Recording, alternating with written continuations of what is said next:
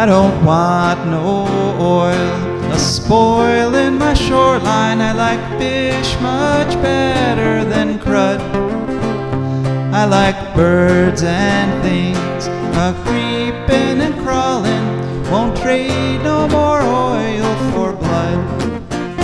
The sun done give us all we need to make this country run. But that black demon oil's got us fussing and fighting, and I do believe it's time we was done. I don't want them nukes run by them kooks who think radioactivity is fun. No more three-headed frogs or kids with leukemia. Nuclear power ain't fit for a dog. The sun done give us all we need to make this country run. But that nuclear power's got us fussing and fighting, and I do believe it's time we was done. No nukes! Good morning, Toledo. And good afternoon, Columbus. Good evening, Bowling Green. And hello to everyone on the internet, wherever and whenever you may be. My name is Joe DeMare, and I'm here with my wonderful co-host, Rebecca Wood. Yes, and together Rebecca and I are crafting you a fantastic hour of radio called For a Green Future. For a Green Future is a show where we talk about ecology and the environment. And we talk about them in the ways that they affect you, your wealth, your health, your happiness, the wealth and health and happiness of your friends and your families, and the little mice that are making their tunnels under the snow right now, and the foxes that are trying to eat the little mice by finding their little tunnels, and the plants that have their seeds that the mice are eating, and pretty much everybody and everything, because, like it or not, all of us are together on this wonderful planet called Earth. And we have a good show lined up for you today, the first day of February 2026. We're going to just chat for a few minutes here, and then we have a guest, one of our regular guests that we're very happy to have on, Stephany Seay. Is going to update us on what's happening to the Yellowstone Bison this winter. Then we'll hear from our wonderful advertisers and patrons. And then, Rebecca, it'll be your turn. What are you going to talk about this week? I am going to talk about what does or does not actually constitute a blizzard. A blizzard, okay. Yes. Very timely. And after Rebecca's done, we've got some ecological news. And we've... Our first story in the ecological news is just this mind-blowing thing. Even for the Trump administration, this is like incredibly audacious and just terrible for the environment, terrible for you and me. It's kind of a breaking news story. And, we'll get more into it when it's time for ecological news. And, of course, at some point during the hour, we would like to hear from you. At 877-909-1007. That's 877-909-1007. And you can text, of course, at any time at 419-973-5841. That's 419-973-5841. This has just been an incredible year in terms of developments about the environment. And we've been here right along, and we're going to intend to stay here as long as we can and keep reporting on all this stuff, even though it's getting harder to do reports. Basically, there's been some news about reporters being arrested, and hopefully that won't happen to us, Rebecca. I hope that we're going to... Yeah, we're small time, basically. Yeah, okay. We're no Don Lemon. Yeah. Not going to make the national news. Why bother? That's true. That is true. All right, so we're probably safe. Probably, for a while anyway. As safe as anyone is right now. Right. So what I wanted to talk about today, of course, is it's cold, right now. You're not wrong. No, it's been cold for a while, and apparently it's going to be cold for a little while. And I wanted to go into a little more detail about the whole why global warming is making it cold thing. Right. And the short answer is that while we're having this cold wave, the North Pole itself is having a heat wave. Mm-hmm. So what happens is it's so much warm air is up there in the North Pole, it's creating a high pressure zone, and that high pressure is what's pushing the cold air down over North America. Right. And I actually found there was an article in nature.com on October 3rd in 2024, and the big long title is Anomalous Arctic Warming Linked with Severe Winter Weather in Northern Hemisphere Continents. And it's kind of funny because it sort of describes exactly what's happening. You know, they predicted this exact weather pattern.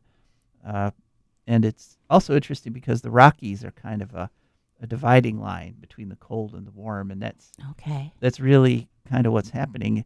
As we could hear in our interview, it's actually quite warm in the Rockies in certain places, even as it's getting really cold around here. Like 10 years ago, I went to Wyoming because I had a friend who was going to school out there. So I went there for a couple weeks, and I was all worried because, when I left, the first snowpocalypse was just beginning in Ohio. And it was like crazy, 30 below cold or something, like you take 2 steps outdoors and feel like you're dying. Yeah.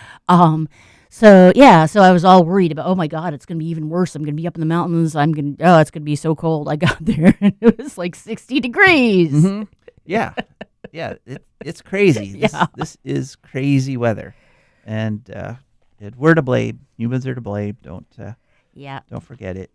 And it's also important to remember that while we're really cold up here, winter in the northern hemisphere, they are having record heat waves down in Australia.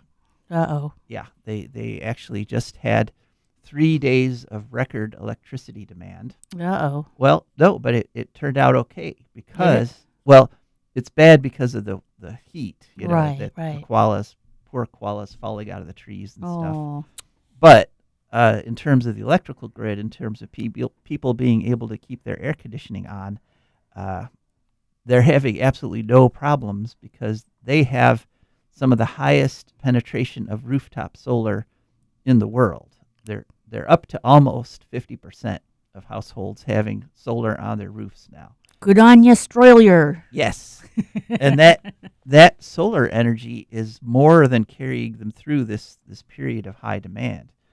And this is the model that we need. There's not been a lot of reporting on it, but Tennessee, their power went out at the first start of this big snowstorm, this snowstorm Fern, and they are still without power a week later.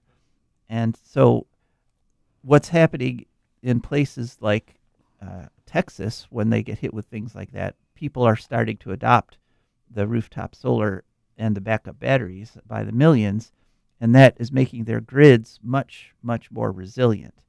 And that's what needs to happen, frankly. It's what needs to happen all over the country and all over the world. The lunatics have taken over the asylum babies. You're on your own. Yeah, except, of course, that the policies of the federal government are directly anti-solar, that they're directly trying to stop solar power from developing.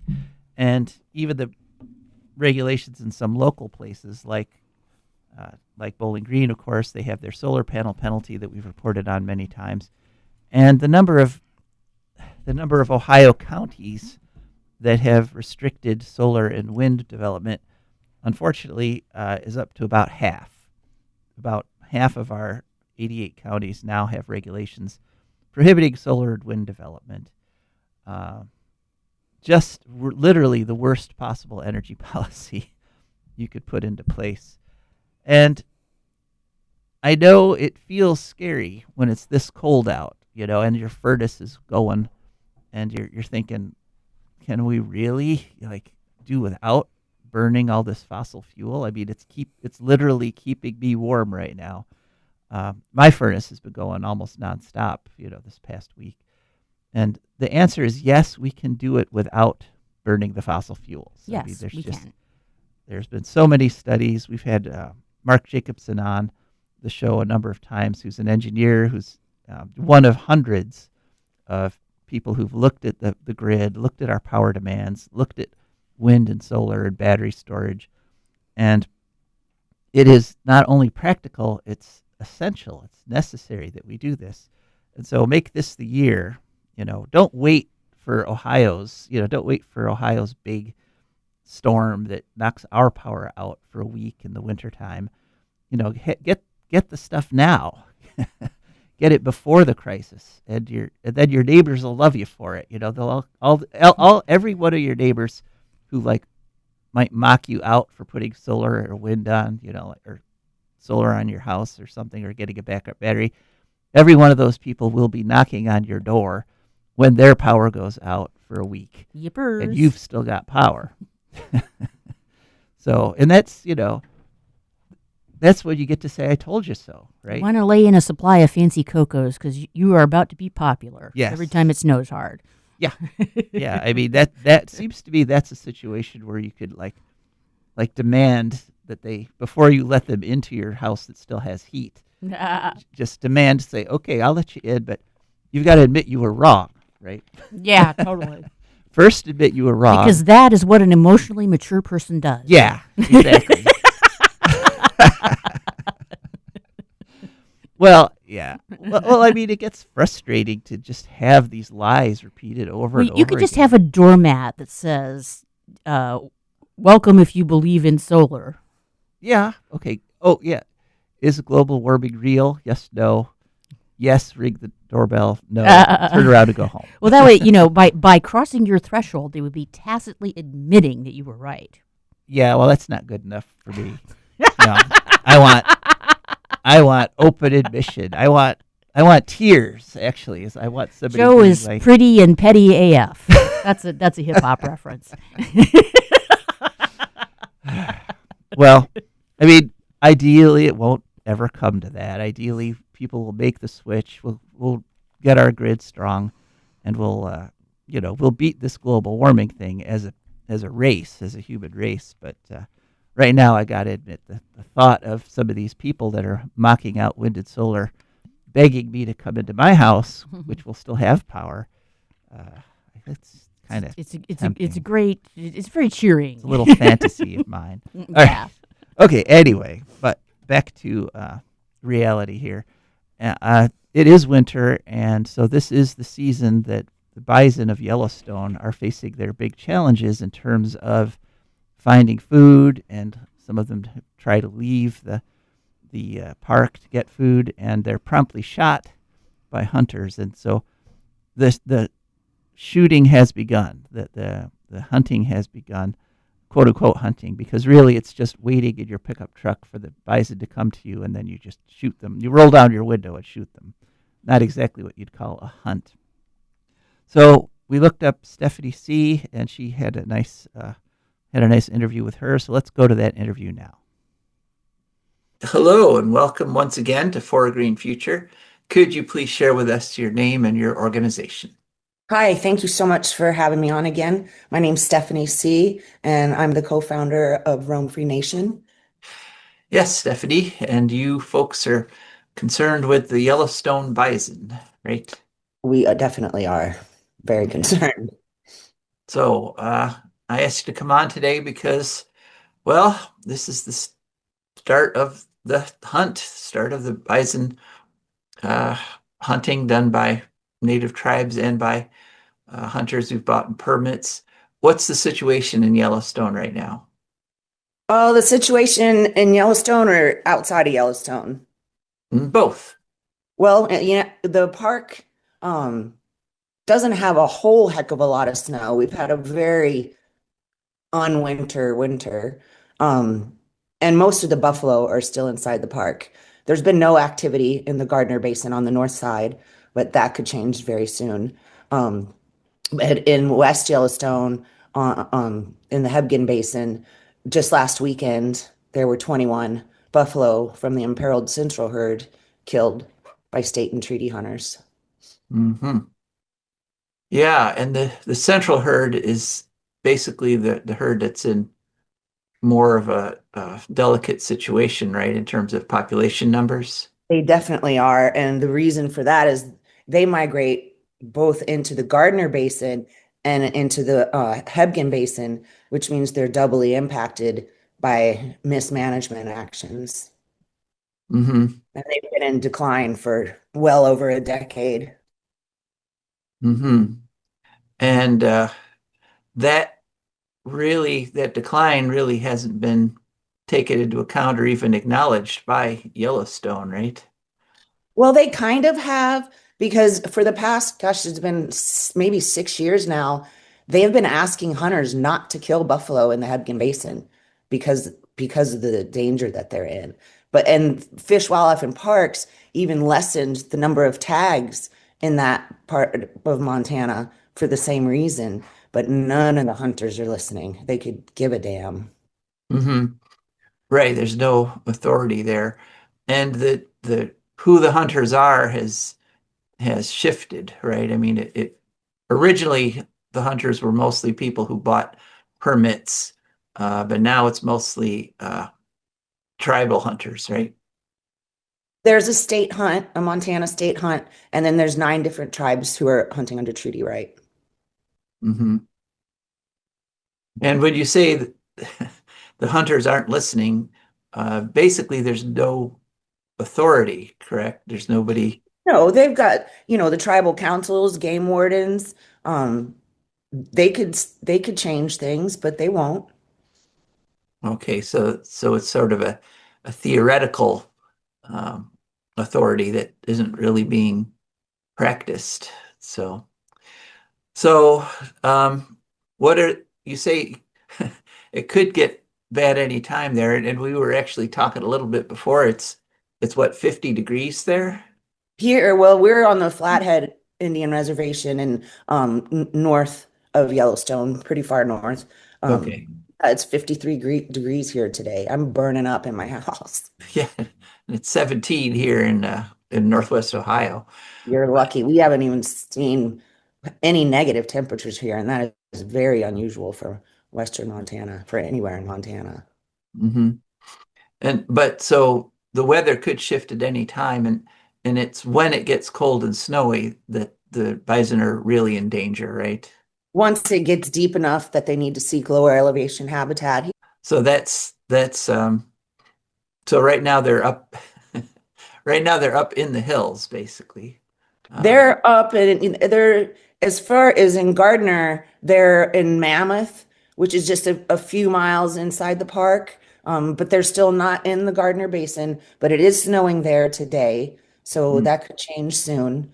And in West Yellowstone, once the buffalo gets shot at like that, they leave. mhm, right. So um, one thing I wanted to ask you about, there's another organization called Buffalo Field Campaign Oh that boy. yeah, they did a post that kind of caught my attention, um, talking about how they're up there with the bison. And I, years ago went and spent some time with the Buffalo Field Campaign, and they really, at that time, tried to protect the bison from hazing and from hunters. All right. I mean, literally putting themselves in between hunters and the bison. But they described a situation where it sounded like they were like hazing the bison into the hunters. Did you read that post? Did you have I any? did, and I didn't really get that, but what Okay. has been happening for the past bunch of years, I mean, I was with BFC for 18 years as the media coordinator. Um, but they've just become more and more pro hunt. And the last thing I read of theirs, there's just totally human centric anymore. It's like the buffalo are just there to be killed by hunters. They report things, but they don't seem to be considering the buffalo so much. They're really appealing to hunters, Hmm. Yeah, trying to make friends. yeah, I mean, we're not trying to make enemies, but you know what I mean? It's like they're not buffalo centric at all. mhm. And it seems like humans, we kind of we sort of dominate the place, right? We don't really need people advocating for for us. That's the bison that need to be advocated for. Exactly.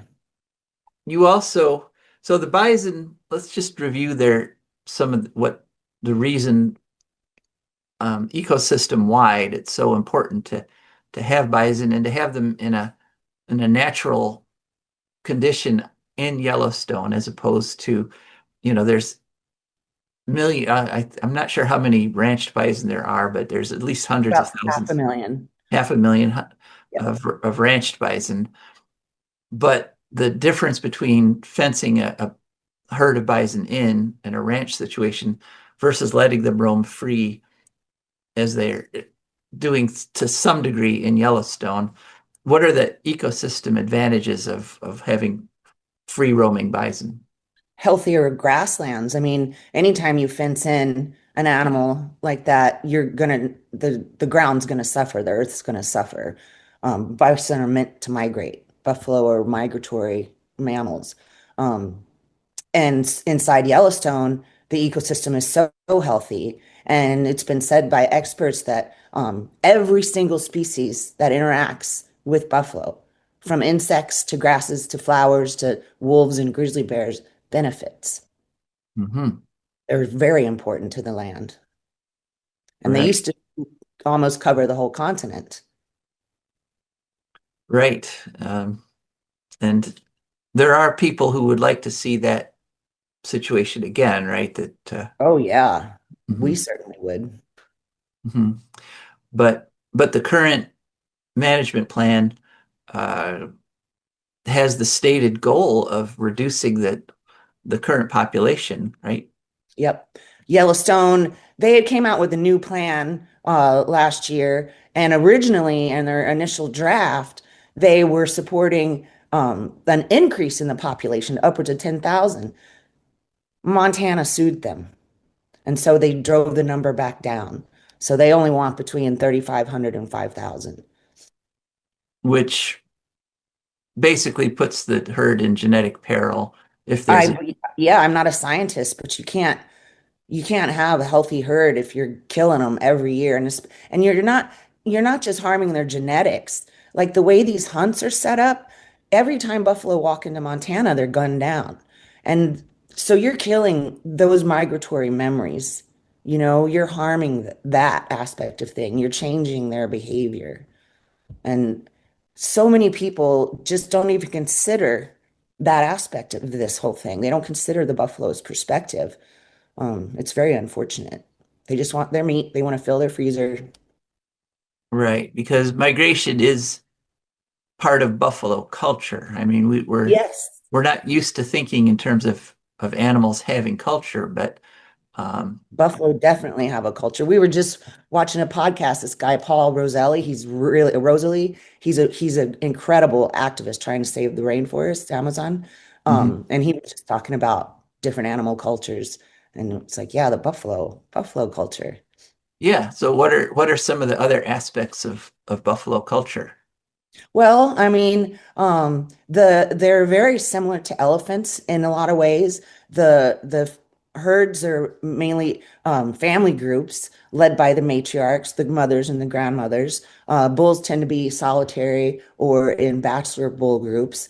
And the mothers teach the young ones where to go for the best grass, when to go to the best grass, where to find the best water, what path to take to get to any place they need to go. And also, we have seen many times over the years during the hunt, when buffalo were shot, the ones who are left come over and they hold funerals. And you can't say as if it is. They're definitely, having ceremony. They'll try to pick their comrades up or they'll bed down next to them for hours after they've been killed if the hunters don't chase them away. But it's very intense to see something like that. So they literally mourn their dead. Yes, they do. Mhm. Well, They mourn bones and gut piles as well. mhm. And how about the rut? Have you watched what happens during the rutting season? I have. It's powerful. Hmm. Buffalo are all together. Like the northern herds, rutlands are in the Lamar Valley. The central herds, grounds are in the Hayden Valley, and they're all there. They're all there, and the bulls are going nuts, sparring and roaring. They really sound like lions or dragons, and the calves, the kids are running around, playing, getting out of the way of the big bulls. Bulls are just, sniffing around, following all the females. It's a Hmm. really intense, cool thing to experience. Yeah, and the more bison we have, the more opportunities people have to experience that. Um, For sure. and I think one thing that I think is very clear is that a lot of people go to Yellowstone to see the bison, and Yes, the fewer bison you have, the fewer opportunities to see them. I think that can't help but affect the number of people who visit the park. it should. I mean, you would think it does. But a lot of people, you know, some people are just kind of clueless. They kind of view Yellowstone as a Disney type park, you know. Mm, They have their little checklist, and everything. And yeah, and then we have these photographers, amazing photographers. They never raise their voice for these animals. They mm, just sell their photos, you know. mhm. Um, but yeah, the buffalo are definitely the one of the number one animals people come to Yellowstone to see. Well, I'm hoping I might be able to get out and That would be awesome. come out with you folks this year. Um, yeah, I've got some airline points and things. I might be able to get out there. And I was out cross country skiing today to try to maybe get into shape to be out there. It was a long time ago that I went out with the Buffalo Field campaign, and I kind of felt like I wasn't going to come back until things improve, but it looks like things aren't going to improve. So No, I don't I'm gonna try to make it out there this year. All right. Well, anything you'd like to add? No, I just people could learn more, visit our website, roamfreenation.org, find us on Facebook, like us on Facebook. If you want to take action, we're kind of in an administration in the state and nationally that decision makers are kind of impossible right now, but the court of public opinion is very important. So if people want to learn more about the issue, write letters to the editor in support of the buffalo, that would be really great. All right. Well, thanks very much, Stephanie. Thank you so much. And thank you, folks, for listening to that interview with Stephany Seay of Roam Free Nation at roamfreenation.org. So, what did you think? What do you think about caring about those Yellowstone bison? Is that like not important to you, or do you think it's important to have a free roaming wild population of one of the largest mammals in North America? I think we're all better off when there's a healthy wild bison herd as opposed to just meat being held in pens. Huh. So, give us a call, 877-909-1007 or 419-973-5841 for texting. And our show is brought to you by the Wood County Park District. Imagine a place where nature meets adventure, where you can climb, paddle, fish, and explore. That place? It's right here in Wood County. The Wood County Park District is here to protect, preserve, and inspire. We conserve natural and cultural treasures so you can enjoy the outdoors like never before by maintaining green spaces, providing fun programs, restoring wildlife habitats, and leading outdoor adventures. The Wood County Park District, preserving nature, creating adventure, and inspiring a greener future. Want to connect with nature? Try your hand at archery, bouldering, geocaching, paddling, rappelling, and more. Whether you're seeking experience or a peaceful retreat, our parks are open every day from 8 a.m. to 30 minutes past sunset all year round. Come explore, get outside, experience nature. Your parks, your adventures waiting for you. Find us online at wcparks.org or follow on Instagram, Facebook, or X, or call 419-353-1897. The Wood County Park District, preserving nature, creating adventure, and inspiring a greener future. And I just, on a personal note, I was just yesterday at one of the Wood County Park District's cross-country skiing. And I got to say, this is the best cross-country skiing in years. The temperatures are like perfect. Lots of snow on the ground. It's really good. If you've got them, pull them out of the closet and get out there and do some cross-country skiing. For a Green Future is also brought to you by our patrons. And our patrons are wonderful people who've gone to patreon.com. That's Patreon. There they searched for a Green Future. Up popped our Patreon page. They scrolled through looking at the different membership levels, and it's some of our cool little photographs we've got on the Patreon page there. And they signed up. So now every month a little bit comes out of their accounts, comes over to us, and that's how we can keep the show on the air. So thank you to our patrons.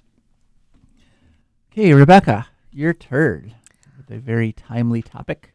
All righty. Well, I believe I may, the last week or so, we have had some crazy snow, and it brought to mind, well, it was just, it was upstate New York in the 70s snow is what it was. Not even that, It didn't even get deep enough to swallow a small child, Yeah. But still, it was a lot. But yeah, it brought me to mind of, first of all, the blizzard of 78, which happened like right before we got here. It was 76, wasn't it? No, it was 78. No, 76, 77. Okay, I thought it was 78.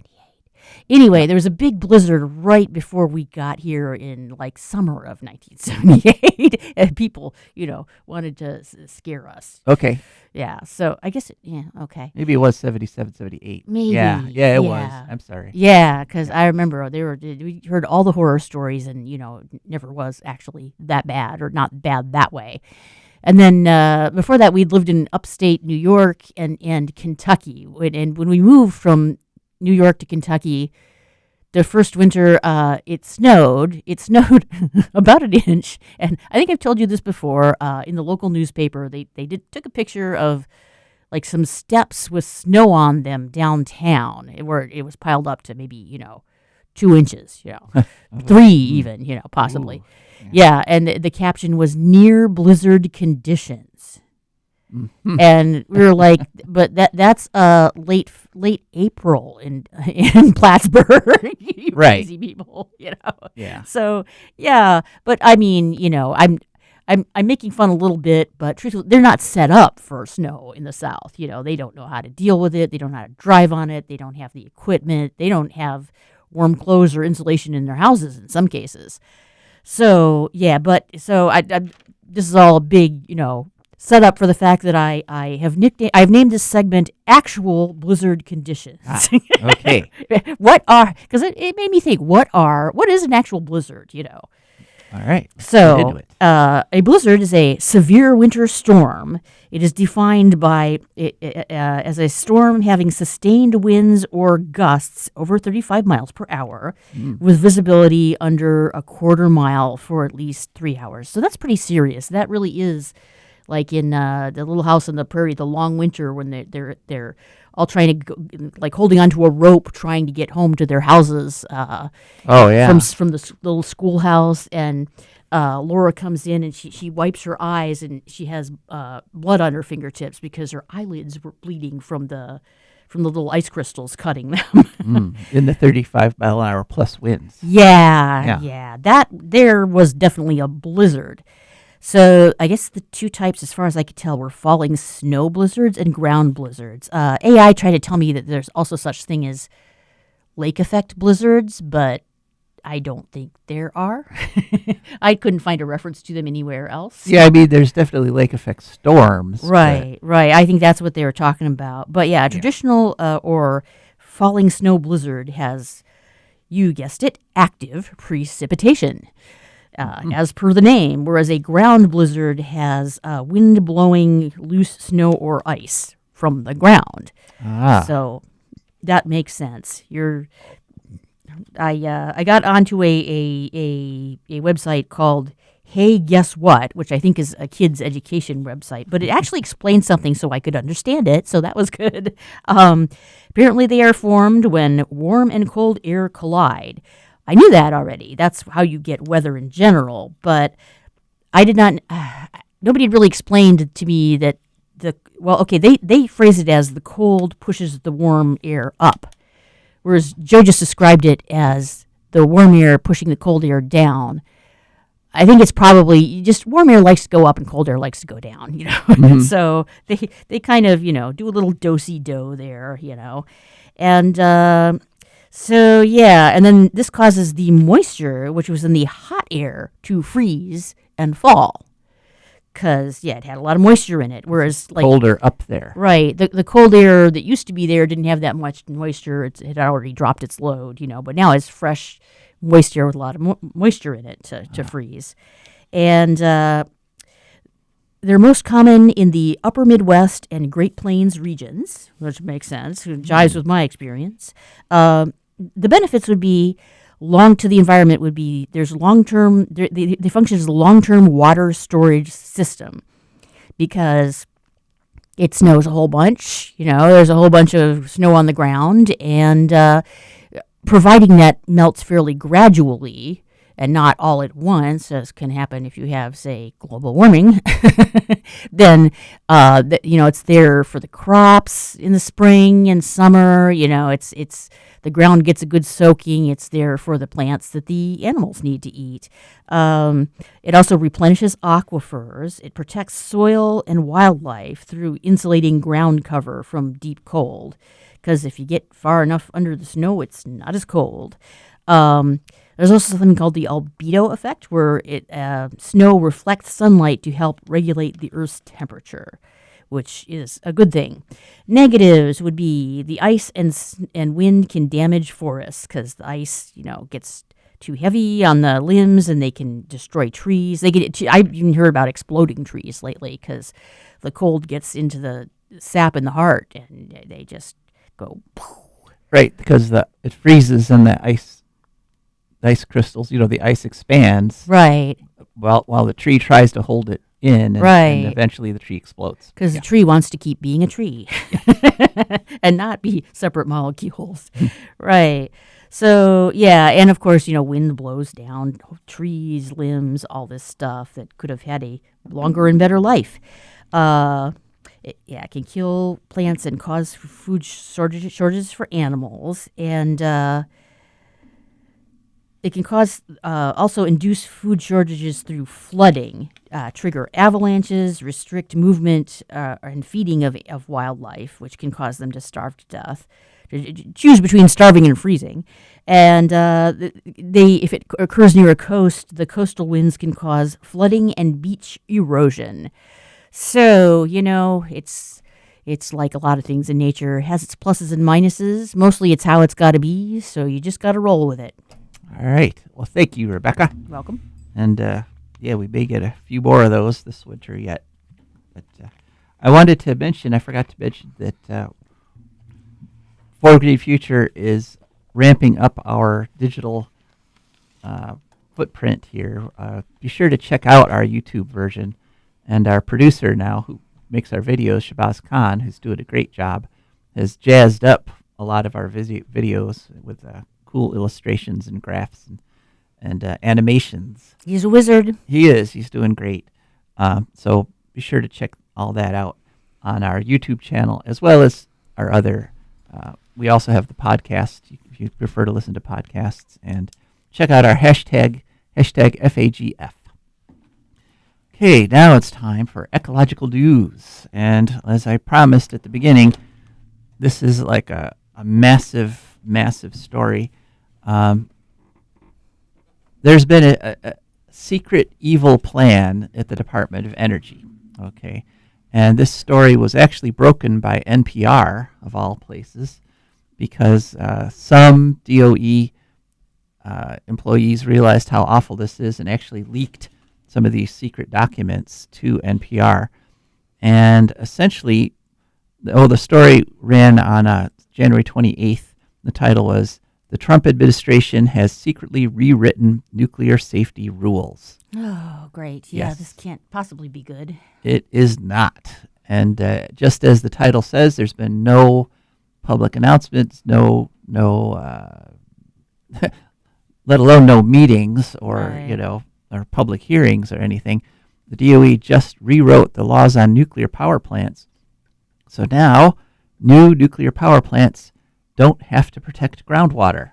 Okay. Yeah, it used to actually be forbidden to dump radioactive wastes into groundwater because that makes them poison and undrinkable. Groundwater goes a long way. Groundwater can flow for hundreds of miles. Oh dear. And it can make wells, people who use wells, it can make them permanently unusable. And Wow. groundwater feeds surface water, so radiation in the groundwater leads to radiation in the lakes and the rivers and the streams. But you don't have to worry about that anymore if you're running a nuclear power plant, and don't worry about getting caught not worrying about it, because you also no longer have to monitor the groundwater. Okay. Yeah. So you can. So if nothing else, this should convince a few people in the fullness of time, at least, that nuclear energy is not remotely green or Right. clean. Nope. And it's the old Trump thing. Well, if you don't measure it, if you don't look for it, it doesn't exist. Right. Yeah. Wrong. It's still there. Some of the other terrible things in these secret papers, and NPR actually only got a hold of a fraction of them, according to their story. They only got a hold of about a third of them. So there's also other bad things we do not know about because they're still secret. Yeah. One is it quadrupled the legal limit for exposure of radiation workers. Yeah. So if you're one of those nuclear plant employees, your exposure just got quadrupled. Congratulations, I think. Yeah. And there's security guards at nuclear power plants no longer need to have protective gear. They're not required anymore to have like bulletproof vests, for example. So if you were a terrorist who wanted to, break into a nuclear plant and steal some of that highly enriched fuel they're going to be using now, that can go directly into bomb making, guess what? It just got a whole lot easier for you. They're big old sitting ducks now. Great. Right. And the rules specifically, as a result, there was an executive order by President Trump, and the rules specifically is now that there should not be any public input, no public oversight, no public hearings. The rules are now to literally shut us out of any kind of decisions being made. Us meaning the citizens of the United States of America. So this is absolutely horrible. I'm thinking of a couple of words which would be the worst possible thing that I could say on the air. Yeah. Unfortunately, we still have to follow some regulations. Yeah. It's funny how that works. Words we can't use on the radio, but this is as bad as it sounds. It's actually worse than it sounds, because what one of Trump's executive orders is he wants 3 new reactors critical, as in fissioning, by the 4th of July of this year, which means literally those are going to be slapped together real fast. They are slapping them together in a matter of months. Oh boy! And it's what could possibly go wrong? Yeah, I wonder what could and will go wrong. Yeah, if you try to build a nuclear plant in 5 months, it's going to blow up. Yep. I'm sorry. Yep. And this ties directly in with a story that I found in Kansas. There's a city called Parsons, and in the Parsons Sun on 12/12/25, the title is "Deep Fission Breaks Ground on First Ever Borehole Reactor." And a borehole reactor is this brilliant idea that you start with you put a nuclear power plant in the ground, a mile deep, and right down by the groundwater. Yay! Yeah. Well, they claim it's below the groundwater, but you also fill that hole with water, so that the water pressure pushing down on it is what keeps the reactor at the right pressure, because you need about anywhere from 20 to 40 atmospheres of pressure at a nuclear power plant. And so they're getting it by filling this column, this cylinder that they drill the hole down into the earth, filling that with water, and then just having a nuclear reactor at the bottom of the hole.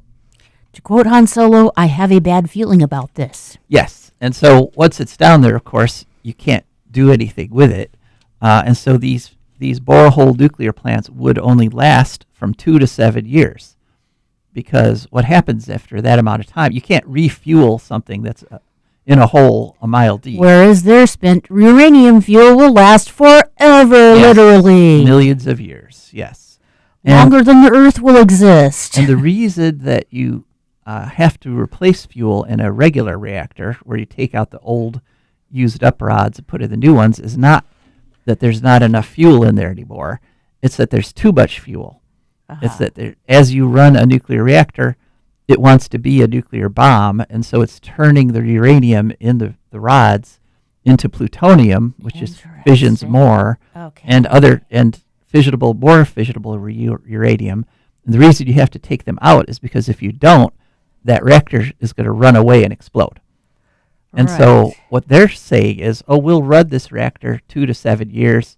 The fuel will get super radioactive and unstable, and then we'll just cap it off with some cement at the top, and problem solved. Because that's never good. Okay, I remember when Fernald is like a big fuel dump in southern Ohio, I think. Yeah, it was a waste dump.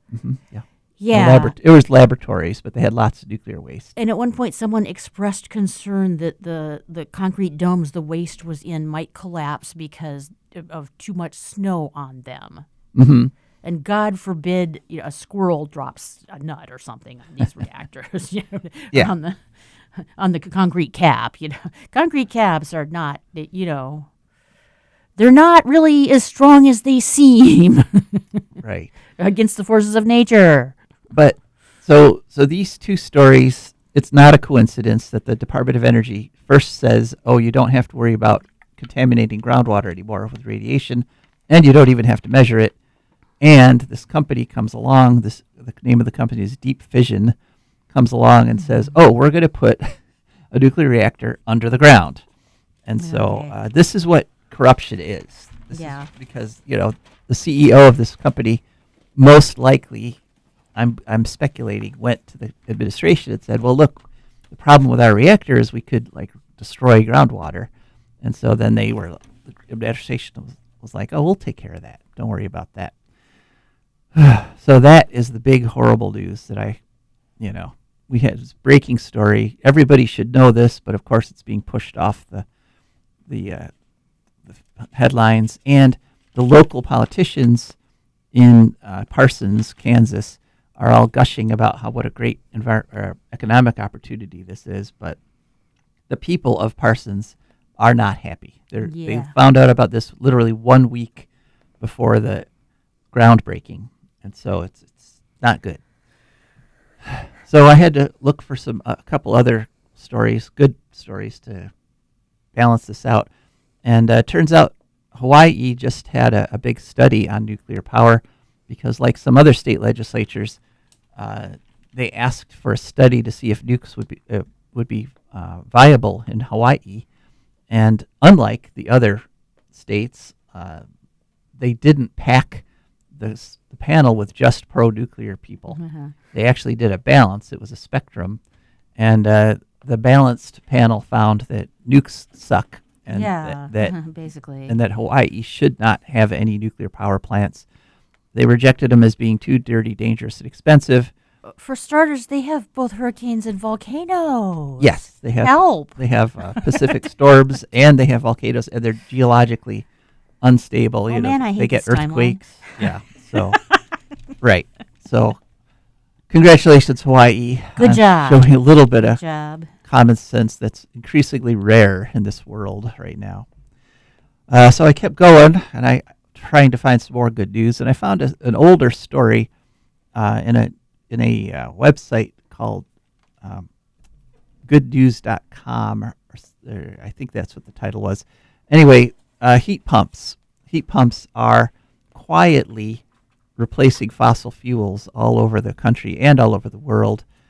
In fact, in 2024, there were 32% more heat pumps sold in the U.S. than there were gas furnaces. And in 2025, heat pumps made up 46% of the cooling equipment. And actually in 2025, even though President Trump got rid of all the tax incentives for doing it, heat pumps still sold 26% more heat pumps than gas furnaces. So, the name of the website was reasonstobecheerful.world. And this was a story way back. That's the title of a Ian Dury in the Blockhead song, too. Oh, is it? Yeah. Reasons to be cheerful? Yeah. Okay. That story actually was all the way back in March of 2025, March 10th, 2025. Yeah, I think Ian Dury died quite a while ago before that even. So Okay. I And don't think he copied the title from them. Well, and the title of their article was How Heat Pumps Became America's Hottest Home Energy System. Yeah. And so, gas prices are continuing to go up in the U.S. Because of demand and because we're exporting most of our gas off to China and Europe now rather than using it ourselves.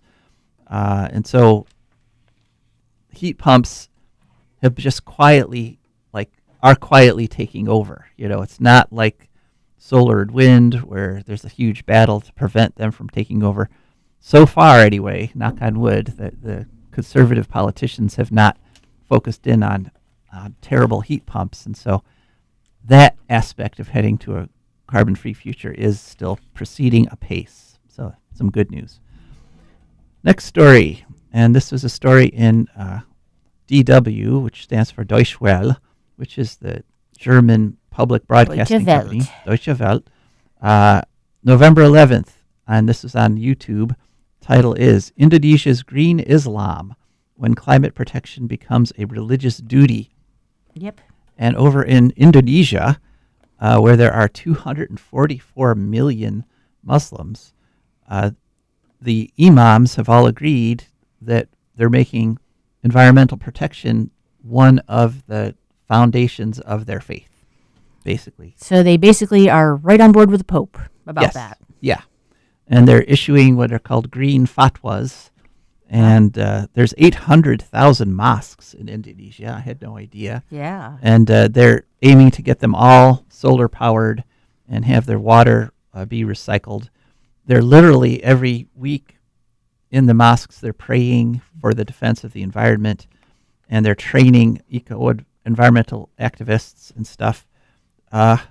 Indonesia is being hit super hard by global warming. They have no doubts about it there, both because of these big storms and because they're sinking. In fact, I did not know this, but Jakarta, the capital of Indonesia, is sinking into the ocean at a rate of about 6 inches per year, and they're estimating that the whole city will be submerged by 2050 at the current rate of sinking. And so, in 2024, the government of Indonesia actually moved their official capital, moved it from Jakarta to the island of Kalimantan. Kalimantan, I never heard of that. Kalimantan, yeah. So that's the equivalent of Washington, D.C. moving to Cleveland. Okay, basically. right. Yeah. Well, less coastal storms, I guess. Yeah. So that's good news because part of the problem of environmentalism is it's so rational, Yeah. We're trying to explain scientific principles, and people's eyes have a tendency to glaze over. I kind of think tapping into the irrational beliefs of religion are maybe kind of necessary as humans. I think we might need that to just think. And I'm going to say that sometimes irrational is just sort of intuitive truths that you understand intuitively, whether you understand the logical proof or not. Yeah, very, very reasonable, and as I said, as humans, we seem to need this. So I'm glad that the Indonesian Islamic community has embraced environmentalism. Next story, ScienceDaily.com. This was a story on January 17th of this year. Microplastics are undermining the ocean's power to absorb carbon. And unfortunately, as we know, microplastics are now in everything, everywhere on our planet. And one of the places that microplastics are is in the bodies of the microscopic phytoplankton and zooplankton in the ocean. And what this is doing is it's having the effect of slowing them down. They can't metabolize as well because their bodies are all clogged up with microplastics and slowing the growth and reproduction of phytoplankton and zooplankton means that they can't absorb carbon dioxide from the atmosphere as fast. And so this is one of the parts of the positive feedback loop. Yes. Yes. More microplastics in the ocean means that the ocean's ability to absorb carbon goes down, which means that means more carbon in the atmosphere. And the microplastics themselves actually give off carbon as they're decomposed because they have there's something called the plastosphere, which is the surface of all the microplastic particles on the planet. And those surfaces are all covered in microbes. And those microbes, some of them are breaking the plastics down, but all of them together actually are carbon emitters. Oh, dear. And so microplastics even emit more carbon into the atmosphere. We're producing 400 million tons of plastic every year. So far, we've put 8.3 billion tons of plastic, so it's not good. All right, last story. Well, I guess we'll save that story for next week. I hear the music. It's time to go. Thank you so much for listening. Stick with us, and please consider becoming a patron or advertiser. This is Joe DeMare. And Rebecca Wood. And we are signing off. I like birds and things, creeping and crawling. Won't trade no more oil for blood. The sun done give us all we need to make this country run. But that black demon oil's got us fussing and fighting, and I do believe it's time we was done. I don't want them nukes run by them kooks who think radioactivity is fun. No more three-headed frogs or kids with leukemia. Nuclear power ain't fit for a dog. The sun